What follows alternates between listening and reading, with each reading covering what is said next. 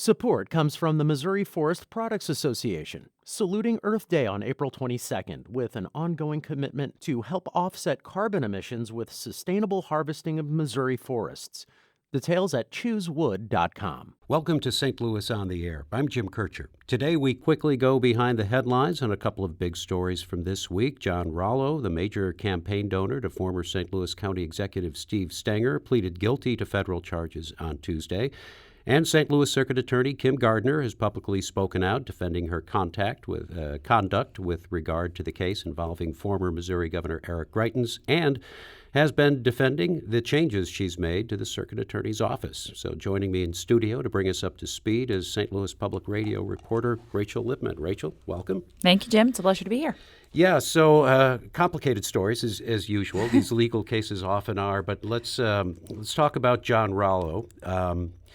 What did he plead guilty to, and what's the role he played in the whole Steve Stenger corruption scandal? Right. So, like you mentioned at the top, he was a major campaign donor to Steve Stenger and made it pretty explicitly clear that he was tired of giving to candidates who did not deliver to him on the flip side of this. So he is essentially the yang to Steve Stenger's yin. If Steve Stenger has pleaded guilty to accepting a bribe, somebody had to give him the bribe, and John Rallo is the one who gave him the bribe. He exchanged campaign contributions to former St. Louis County Executive Stenger in exchange for the county executive pushing for his insurance company to get insurance contracts with St. Louis County.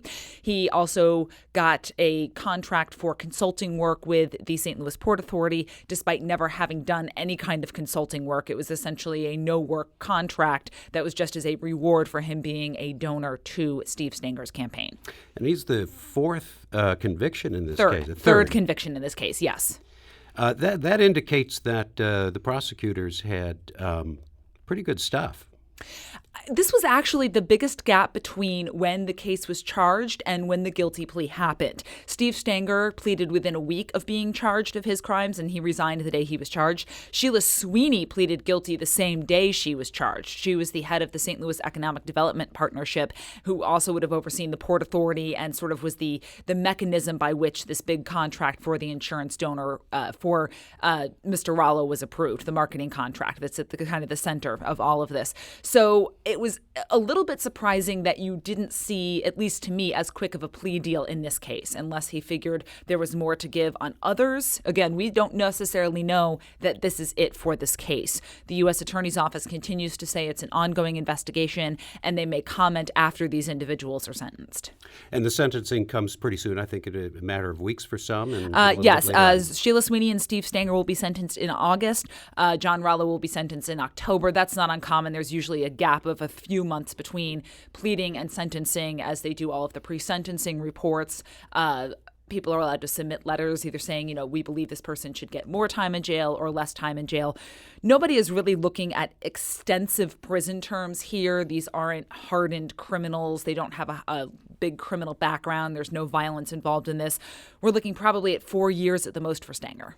So very quickly, Circuit Attorney Kim Gardner, who's already explained some of her positions on the Eric Greitens investigation. What's the latest on that, quickly? Sure. So earlier this week, a special prosecutor was appointed to investigate claims that the defense attorneys, the defense team, threatened her and members of her staff, probably in a way of playing hardball. We don't know exactly the nature of those threats. This was something that she had been asking for a while. She is also defending the use of outside counsel and asking the city of St. Louis to pay for it. And trying to turn attention to the things that she is doing in the Circuit Attorney's office. Yes, she's going to be holding a series of town halls outlining reforms she's made to the justice system that she says are making the city safer. She points to a decrease in crime numbers and a decrease in the number of individuals going to jail. Well, thanks for bringing us up to date. That's St. Louis Public Radio reporter Rachel Lippmann. Thanks again for coming in. It's a pleasure as always, Jim. This is St. Louis on the Air on St. Louis Public Radio, 90.7 KWMU.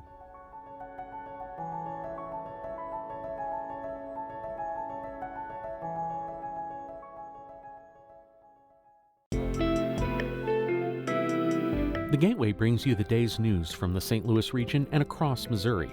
It also includes stories from the Illinois side of the river and our Metro East reporter, Will Bauer. in Alton, in Belleville, in East St. Louis, in Edwardsville, in Cahokia Heights. At Scott Air Force Base, I'm Will Bauer, St. Louis Public Radio. Listen to reports from Will and all of our journalists weekdays on The Gateway, on the STLPR app, and wherever you get podcasts.